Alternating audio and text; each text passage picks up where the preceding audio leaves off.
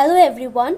So in our last class we have discussed about the double helical structure of DNA, or you can say the double helical structure as proposed by Watson and Crick. I hope that video is clear to you all. Today what we are going to study is packaging of DNA. Why do we need to study this topic? Before starting, let me give you an example. Suppose you have a very beautiful house and your size is much greater than your house. Let me draw it for you. Suppose you have a house. This is your house and this is your size. Can you get accommodate inside this house? It is not possible for you to accommodate inside that house, isn't it?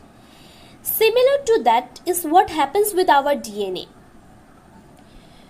Do you know where DNA is found? We all know that DNA is located inside the chromosome. And where are chromosomes found? Chromosomes are found inside nucleus. And where is nucleus found? It is found inside a cell. So a typical eukaryotic cell has a nucleus in it. Inside the nucleus it has chromosomes, and inside the chromosomes it has DNA. Now, how this DNA gets packed inside the chromosomes? We will be studying this in this particular lecture. So, listen carefully, sit with a pen and a copy. First of all, do you know the length of a typical mammalian DNA? It is about 2.2 meters.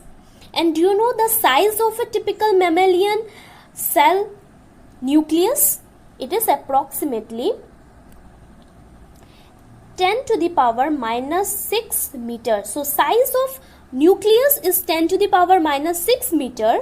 Size of nucleus is 10 to the power minus 6 meter, whereas the size or length of DNA is 2.2 meter. So the length of DNA is much bigger than the size of nucleus. मानो DNA इतना बड़ा है और nucleus का size इतना बड़ा है. ठीक है. So how come such a lengthy DNA gets packed inside such a small structure? This is what we are going to study in this chapter. So much greater than the dimension of a typical nucleus. Now things are getting very confusing, isn't it? That how come such a lengthy molecule gets packed inside a small structure? So the question arises here is how DNA is packed inside nucleus. We will be unveiling the answer of this question now. First of all, the packaging of DNA gets differed in case of prokaryotes as well as in eukaryotes. As we know that prokaryotes are the cells which are found in unicellular organisms and they do not have a well-defined nucleus in them. Now, if they don't have nucleus, so where does the DNA gets stored, or how does DNA is packed inside the cell of such prokaryotic cell? As they do not have a definite nucleus, but the DNA is not scattered throughout the cell. DNA जहाँ तहाँ फैला हुआ नहीं रहता है. How it is get packed is, it is held together with some protein in a region known as nucleoid. It is held together in a particular region known as nucleoid. That region is known as nucleoid. You can see a diagram of a E. coli.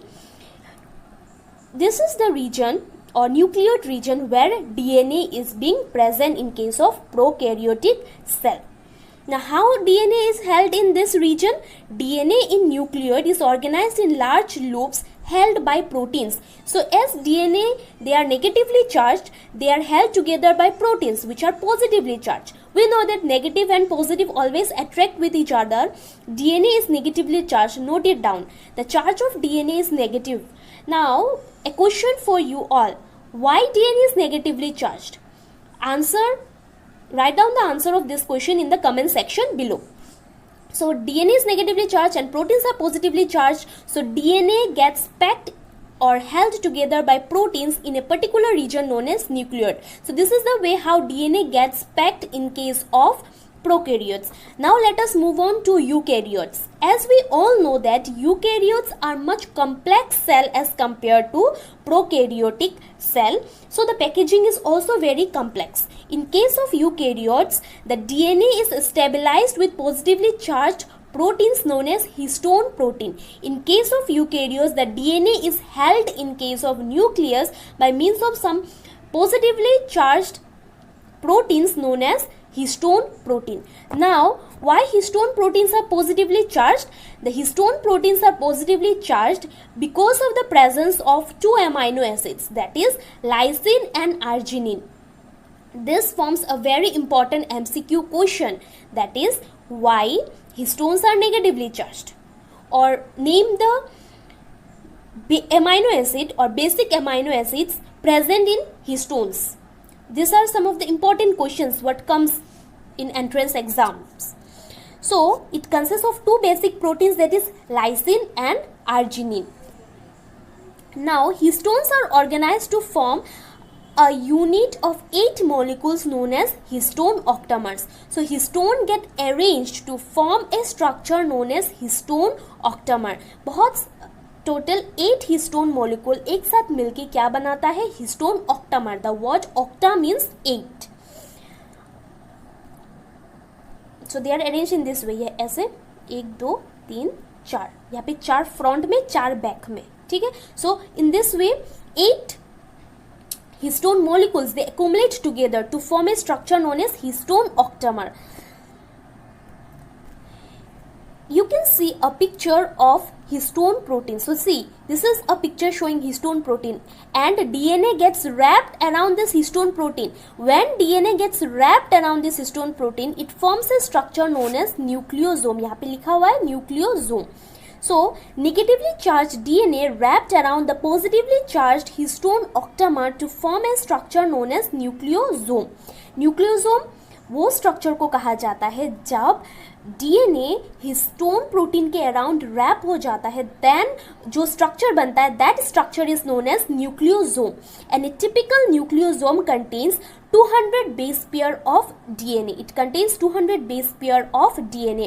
This is another very important MCQ question. How many base pair of DNAs are present in one nucleosome? So one nucleosome contains 200 base pair of DNA. Now this is a diagram showing nucleosome. This is present in your NCERT textbook. So this is very important. Note it down in your copy. You can see how many molecules of histone proteins? 1, 2, 3, 4, 5, 6, 7, 8. 8 histone molecules, they are joined together and they form a structure known as histone octamer. And red color shows DNA. जो यहाँ पे red colour से denote किया है वो है DNA. So DNA gets wrapped inside और around the histone octamer and it forms a structure known as nucleosome. You can see an H1 histone. Now H1 histone is a linker protein which links the DNA. DNA को एक साथ पकड़े रखता है. This nucleosome, बहुत सारा nucleosome आपस में जोड़ के एक स्ट्रक्चर बनाता है that is known as beads on a string appearance and this is seen under electron microscope. यहाँ पे आप देख सकते हो ये एक न्यूक्लियोसोम है.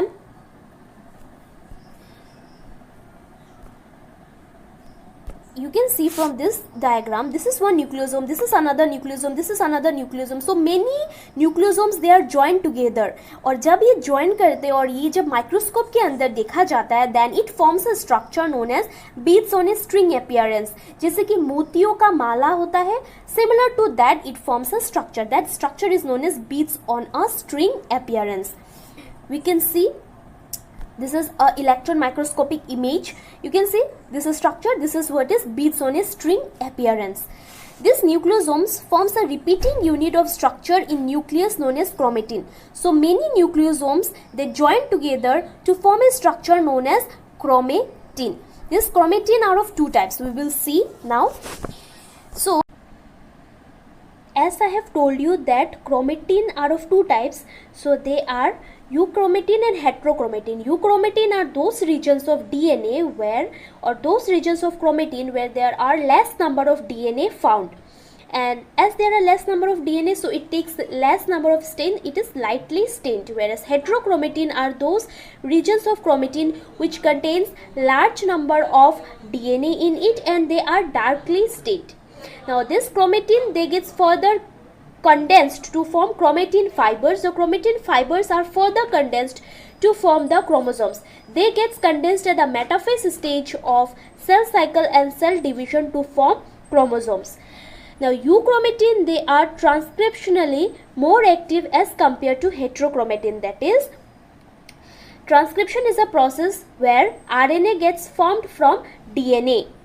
So euchromatin forms more number of RNA as compared to heterochromatin. There is a task for you. You have to write down the difference between euchromatin and heterochromatin. This is a simplified diagram showing how or what is the arrangement of DNA in our cell. So you can see a chromosome. If a chromosome is further opened, we can see a chromatin fiber. Chromatin fiber, if they are further opened, we can see nucleosomes. If nucleosomes are further opened, we can see a double helical structure, that is DNA. This thing will be more clear if you go through this particular diagram. So this is a double helical structure, that is DNA. The DNA gets wrapped around a structure and it forms, that is histone protein, and it forms a structure known as nucleosome. It gives an appearance, that is beads on a string appearance, which further gets coiled to form chromatin fibers, which further condenses to form extended form of chromosome, which further gets condensed to form a condensed form of chromosome, and finally it forms chromosome, that is at the metaphase stage. Remember this flow chart, that is nucleosome gets condensed to from chromatin fibers, chromatin fibers further gets condensed to from chromatin fibers further gets condensed to form chromosomes. Now in this process where chromatin gets condensed to form chromosomes, a special type of proteins known as non-histone chromosomal proteins are required, that is NHC proteins are required to form or to undergo condensation of chromatin fibers. So that's all for today. Today we have studied how DNA gets packaged inside chromosome inside nucleus in case of prokaryotic cell as well as in case of eukaryotic cell. So the task for you all is to write down the difference between euchromatin and heterochromatin, as well as to find out 10 MCQ question from this particular video. So that's all for today. Thank you.